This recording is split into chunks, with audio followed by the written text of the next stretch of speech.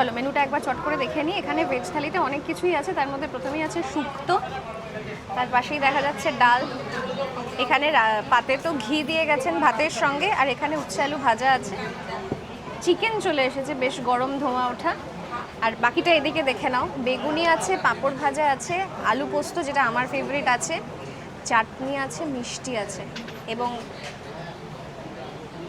মানে ভরপেট লাঞ্চ, তারপরে শপিং। আজকে বেশ একটা সাজো সাজো ব্যাপার আছে কিন্তু রেকর্ডিং মোড ট্রাভেলে, তাই না বলো?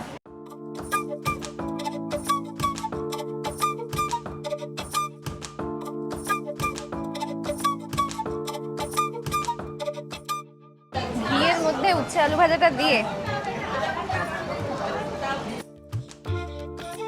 দাদা থালি নিলে ভাত কি ভাত ডাল সবজি আনলিমিটেড। না ভিডিওর জন্য?